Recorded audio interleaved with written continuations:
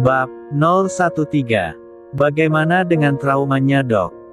Untuk mengalihkan rasa takut itu, Melia harus punya perasaan yang lebih pada hal lain.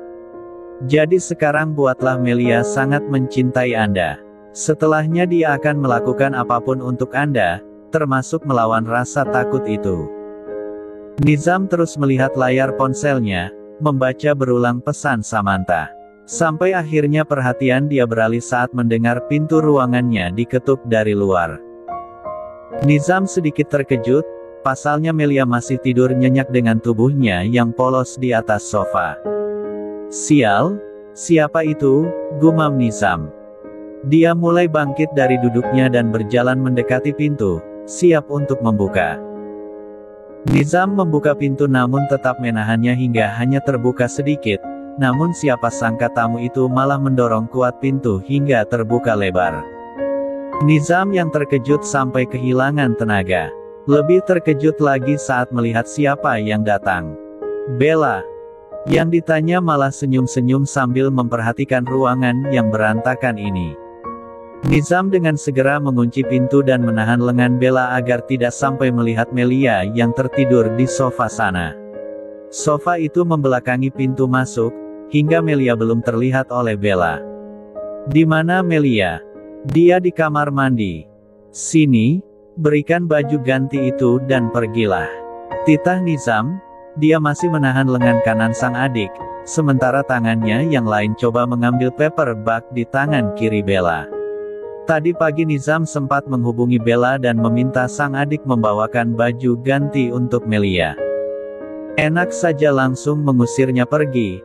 Aku ingin bertemu dengan Melia. Kecilkan suaramu, pergilah sebelum dia keluar dari dalam kamar mandi.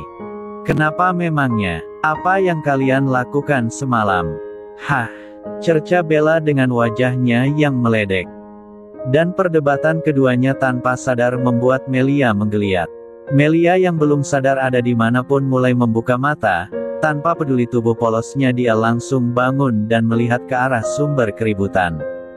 Siapa sih Sam? Berisik sekali, tanya Melia dengan suaranya yang serak. Rambut acak-acakan dan pandangan yang masih belum jelas. Bella terkejut. Dia bahkan sampai menganga dan menutupinya menggunakan satu tangan. Melia tidak pakai baju. Oh my god, pemandangan apa ini? Apa yang mereka lakukan semalam? Oh otakku. Melia, pekik Bella, hingga membuat Melia langsung sadar tubuhnya polos dan langsung mencari selimut untuk penutup. Sedangkan Bella segera menepis tangan sang kakak dan berlari menghampiri Melia. Ya ampun Melia, lihat tubuhmu itu, merah semua. Apa Nizam melakukannya dengan kasar? Nizam menyentuh kepalanya yang berdenyut, sementara Melia kehabisan kata-kata untuk bicara. Sebelum canggung makin menguasai, Nizam segera memerintahkan Melia untuk mandi dan memakai baju yang dibawa oleh Bella. Dan setelah Melia masuk ke dalam kamar mandi, Nizam segera menarik tangan Bella untuk keluar dari ruangan. Jangan diungkit lagi, jangan membuat Melia malu, kesal Nizam sambil menarik sang adik. Kenapa malu? Kita kan sama-sama dewasa, aku juga pernah melakukannya bersama mantan suamiku. Astaga Bella, kenapa aku sampai punya adik sepertimu? Nizam menjitak kepala adiknya dan mendorong Bella keluar. Abang jahat, ketus Bella tapi Nizam tidak peduli. Nizam bahkan langsung menutup pintunya kuat. Meninggalkan Bella yang menggerutu. Terus menggerutu sepanjang jalannya keluar. Bella sampai tidak sadar jika gerutuannya itu sampai terdengar hingga ke telinga Siska saat mereka berpapasan. Siska cukup mengetahui semua keluarga Nizam meski mereka tidak dekat. Semalam Nizam menginap di sini, tanya Siska dengan suara yang sangat pelan. Di pendengarannya, Bella datang untuk mengantarkan baju ganti. Apa Nizam lembur? Tanya Siska lagi, terus bertanya-tanya meski tidak ada yang menjawab. Cemas pada keadaan Nizam, Siska pun coba mendatangi ruangan sang dirut. Mengetuk pintu itu cukup lama hingga akhirnya terbuka. Siska sangat terkejut saat melihat yang membuka ruangan itu adalah Melia. Nampak segar seperti habis mandi, rambutnya basah dan belum benar-benar kering. Sudah rapi dengan bajunya yang baru, berbeda dengan yang kemarin. "Dokter Siska, silahkan masuk," ucap Melia. Dia dan ruangan sudah rapi. Siska masuk dan melihat sekeliling, ada pula Nizam di sana. Nizam sepertinya baru mandi, tapi bajunya tidak ganti. Siska melirik Melia, kembali mengamati baju itu. Apa semalam mereka menginap bersama? Tapi bagaimana bisa? "Dokter Melia, kenapa Anda di sini? Ini masih shift pagi, bukankah mulai sekarang shift Anda siang dan malam?" tanya Maura dengan suaranya yang geram. Rasanya muak sekali, pagi-pagi melihat Melia yang menggoda Nizam. "Dokter Maura, ada perlu apa Anda datang kemari? Bukankah untuk menemuiku, kenapa malah bertanya pada Dokter Melia?" potong Nizam, membuat Maura semakin geram. Karena kekesalannya pada Melia belum tertuntaskan. "Maaf Dokter Nizam, aku mendengar Dokter Nizam menginap. Jadi aku pergi ke kantin rumah sakit dan membawakan makanan ini, ada juga minuman hangat," jawab Maura dengan menunjukkan senyumnya. Meski kesal pada Melia, namun dia harus tetap terlihat cantik dan anggun di mata Nizam. Dia juga mengangkat makanan dan minuman yang dia beli untuk Nizam. "Terima kasih, kamu bisa meletakkannya di meja." Maura menurut, dia mulai melangkah dan meletakkan semua makanan yang dia bawa di atas meja. Namun semakin risih saat melihat jas Dokter Melia ada di salah satu kursi. Dasar wanita penggoda, Maura semakin geram. Tidak memiliki alasan lain di sana, akhirnya Maura pergi. Namun sebelum benar-benar keluar, Maura kembali berbalik dan menatap Melia. "Dokter Melia, jika sudah tidak ada urusan keluarlah. Jangan mengganggu Dokter Nizam," ucap Maura. Saat itu Melia langsung tersenyum kecil, tahu jika Maura pasti cemburu. "Baiklah Dokter Maura, setelah urusan saya selesai saya akan pergi," jawab Melia dengan tersenyum, dan senyum itu terlihat menyebalkan sekali di mata Maura. Dengan langkah berat akhirnya Maura keluar, Melia langsung berlari dan mengunci pintu. Melia terkekeh, teringat wajah kesal Maura. "Kenapa tertawa?" tanya Nizam. Dia mendekat dan memeluk istrinya. "Dasar tidak peka. Kenapa jadi aku yang tidak peka? Dokter Maura itu menyukai Nizam. Dia pasti kesal melihat kita bersama." "Oh, aku akan turun mengambil ganti baju di mobil. Kamu ingin makan sesuatu? Biar sekalian aku beli," tawar Nizam. Dia memeluk pinggang Melia erat, bahkan mengelus punggung istrinya naik turun. Entahlah, tiap berada di dekat Melia, rasanya dia selalu ingin menyentuh tubuh istrinya ini. "Aku ingin makan sup." "Baiklah, nanti aku belikan." Nizam menciumi bibir Melia dan Melia pun membalasnya. Ciuman kasar itu membuat Melia terdorong hingga membentur pinggiran sofa. "Nizam. Sebentar saja sayang," balas Nizam. Untuk pertama kalinya Melia mendengar Nizam memanggilnya sayang. Tentu saja dia terbuai dan membiarkan sang suami berbuat semaunya. "Mulai sekarang saat kita berdua seperti ini, jangan hanya panggil namaku," pinta Nizam setelah dia puas menyesap kedua dada itu. Tapi satu tangannya masih bersarang di sana. Kini dia menatap Melia. "Lalu panggil apa?" "Terserahmu, sayang boleh." "Hi, lucu sekali. Katakan, aku ingin dengar." "Tidak mau, aku malu, lidahku terlalu kaku untuk mengatakan itu." Ditolak, Nizam langsung meremas kuat pegangan tangannya, membuat Melia terasa begitu sakit. "Katakan, kamu jahat. Panggil aku sayang." Melia menggigit bibir bawahnya, rasanya sangat malu untuk mengucapkan sepatah kata itu. Tapi Nizam menatapnya dengan lekat. "Sayang," panggil Melia akhirnya. Di luar ruangan Nizam, Maura menghentakkan kakinya kuat. Rahangnya mengeras hingga wajahnya merah menahan amarah. Melihat Melia di dalam ruangan itu sungguh membuatnya geram. Terlebih otaknya terus membayangkan yang tidak-tidak. Tentang tanda merah di leher Melia yang semakin terlihat jelas. Sebenarnya ada hubungan apa di antara mereka berdua? Apa Melia wanita simpanan Nizam? Sial. Dengan langkah cepat dia segera pergi dari sana. Status Nizam memang sudah menikah dan Maura tahu itu, tapi berulang kali Maura mencari tahu siapa istrinya tapi tetap tidak ketemu juga. Terlebih selama ini Nizam tidak pernah terlihat dekat dengan wanita manapun. Andai Nizam ingin memiliki wanita simpanan, kenapa bukan dia? Maura masuk ke dalam ruangannya dan membanting pintu. Dengan gusar dia segera mencari ponsel di dalam tas dan menghubungi sang ayah. "Dad, aku butuh bantuanmu." "Katakan sayang," sahut Ben, ayah Maura. "Bantu aku untuk menyelidiki seseorang." "Apakah Nizam? Jika iya Dedi tidak akan membantumu." Andai Firman tahu Dedi menyelidiki anaknya, itu akan membuat hubungan kami tidak baik Maura.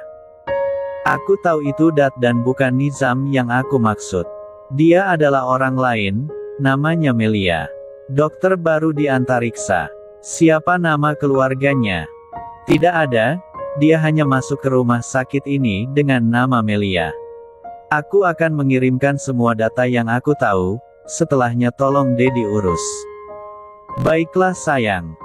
Panggilan itu terputus dan Maura mulai bisa tersenyum kecil. Tentang Melia, Maura akan mencari tahu kelemahan wanita itu. Lalu setelahnya dia akan membuat Melia benar-benar menjauh dari Nizam. Saat itu juga Maura segera mendatangi bagian HRD. Menemui petugas di sana dan meminta salinan data diri Melia. Semua orang sudah mengenal Maura dengan semua kekuasannya, karena itulah saat Maura meminta data diri itu tidak ada yang berani menolak. Meski sebenarnya data diri tiap dokter adalah privasi. "Berikan padaku." "Lama sekali." Kesal Maura, dia menarik paksa sebuah berkas dari tangan sang petugas. Maura hendak berlalu, namun langkahnya terhenti saat petugas wanita itu memanggilnya. "Dokter Maura, kenapa berkas itu dibawa?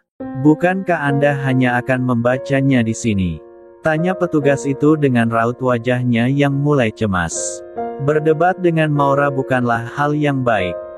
Dan benar saja, pertanyaan itu mampu membuat Maura semakin geram. Tidak penting dan membuang-buang waktunya. "Terserahku mau apa, memangnya apa yang mau kamu lakukan jika berkas ini kubawa?" Tanya Maura dengan suaranya yang dingin, seketika petugas tidak mampu untuk menjawab. Dia hanya bisa menelan ludahnya dengan susah payah. Lalu membiarkan begitu saja Maura membawa data diri Melia. Tidak sabar untuk melihat isinya, Maura pun membuka berkas itu di antara langkahnya yang tergesa.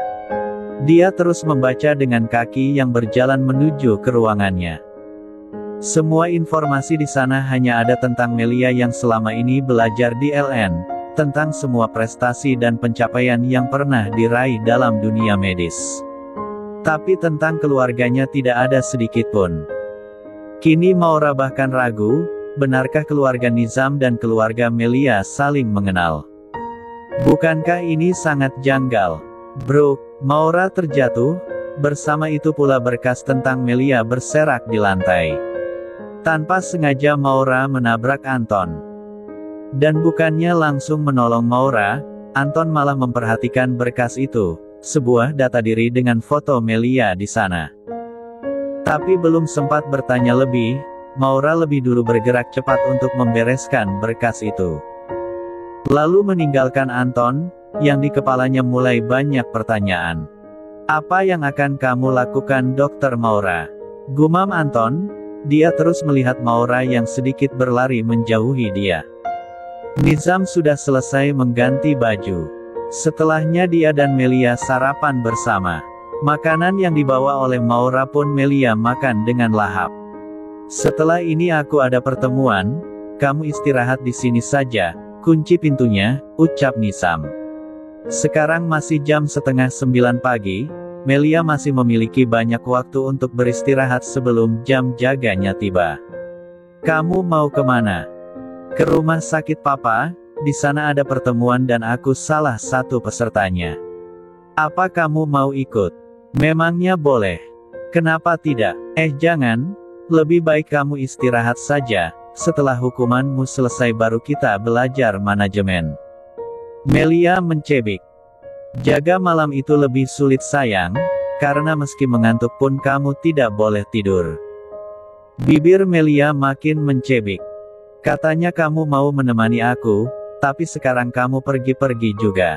Aku lain, aku kan pria, lebih kuat. Melia mendengus dan Nizam terkekeh. Dia lalu menarik Melia untuk duduk di atas pangkuannya. Mencium bibir Melia sekilas. Aku hanya pergi sebentar, kamu tunggu di sini saja, tawar Nizam. Dia menyatukan hidung mereka, membuat nafas keduanya saling bersahutan hangat. Baiklah, aku akan menunggu di sini. Itu baru istriku. Mereka kembali saling mencium dengan mesra. Bahkan kini Melia mulai berani lebih aktif. Jangan memancingku sayang. Kamu ingin membuatku tidak jadi pergi ya? Tanya Nizam dan Melia terkekeh. Aku ingin ikut sayang, nanti kan aku bisa istirahat di ruangan papa. Kalau kamu mengajakku pergi, nanti aku akan memberimu hadiah, tawar Melia dengan mengerlingkan sebelah matanya genit. Dan Nizam nampak berpikir, membenarkan pula ucapan Melia itu. Lagi pula akan sangat menyenangkan jika mereka berdua berpergian bersama. Baiklah, kamu ikut, tentang hadiahnya pikirkan nanti. Yes, antusias Melia. Ia bahkan kembali mencium bibir suaminya dan menyesapnya dalam.